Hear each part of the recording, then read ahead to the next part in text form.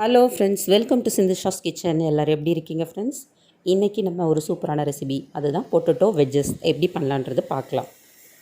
நல்லா பெரிய பெரிய பொட்டேட்டோ நான் 3 பொட்டேட்டோ எடுத்துருக்கேன். நல்லா வாஷ் பண்ணி எடுத்துக்கோங்க. நெக்ஸ்ட்டு இதை நம்ம பீல் பண்ணி எடுத்துக்க போகிறோம். இதோட தோலை நீக்கினதுக்கப்புறமா இதை நல்லா நீல வாகில் நம்ம ஸ்லைஸ் பண்ணிக்கலாம். நீளமாகவும் அகலமாகவும் இருக்கிற மாதிரி அதோட துண்டுகளை நம்ம கட் பண்ணி எடுத்துக்கிட்ட அப்புறம் 3 பீஸையுமே இதே போல் நான் ஸ்லைஸ் பண்ணி எடுத்துக்க போகிறேன். க்ளீன் பண்ணி நீட்டாக ஒரே வாகில் ஸ்லைஸ் பண்ணி நீங்கள் எடுத்துக்கோங்க.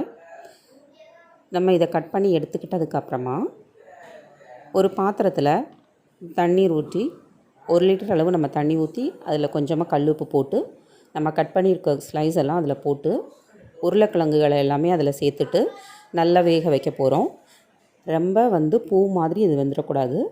நல்லா கொதி வந்ததுக்கப்புறமா கொஞ்சமாக உப்பு சேர்த்து நம்ம இதை வேக வச்சு எடுத்துக்கலாம்.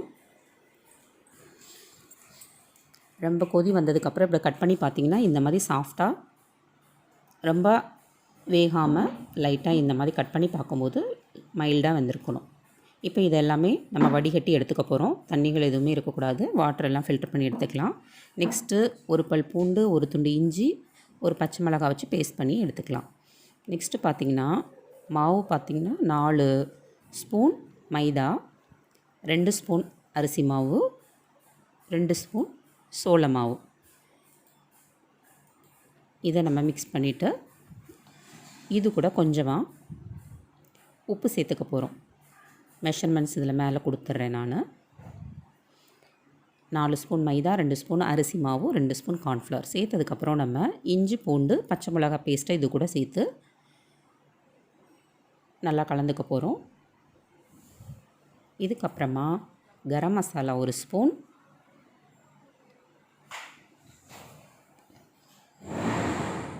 மஞ்சள் தூள் 1 ஸ்பூன், சில்லி பவுடர் 1.5 ஸ்பூன் தேவைக்கேற்ற மாதிரி போட்டு இதை பேஸ்ட்டு மாதிரி இதை நல்லா கலந்துக்க போகிறோம்.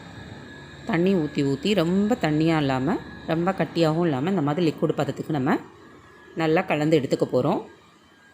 இந்த மிக்சரை நம்ம நல்லா வடிஞ்சிருச்சு பாருங்கள். பொட்டேட்டோ நல்லாவே தண்ணியில் வடிஞ்சிருச்சு. இதை இதில் டிப் பண்ணி நம்ம இப்போ ஃப்ரை பண்ணி எடுக்க போகிறோம். நம்ம மிக்ஸ் பண்ணியிருக்கிறது கூட எண்ணெய் சூடானதுக்கப்புறமா இந்த பொட்டேட்டோஸ் எல்லாம் நல்லா ஃப்ரை பண்ணி எடுத்துக்கலாம். எல்லா பொட்டேட்டோவுமே நல்லா ஃப்ரை பண்ணுற அளவுக்கு வெயிட் பண்ணணும். அவசரப்பட்டு டக்குன்னு எடுத்துட்டோம் அப்படின்னா கிறிஸ்பியாக இருக்காது. அதனால் நல்லா ஃப்ரை பண்ணி டீப் ஃப்ரை பண்ணி எடுக்கணும்.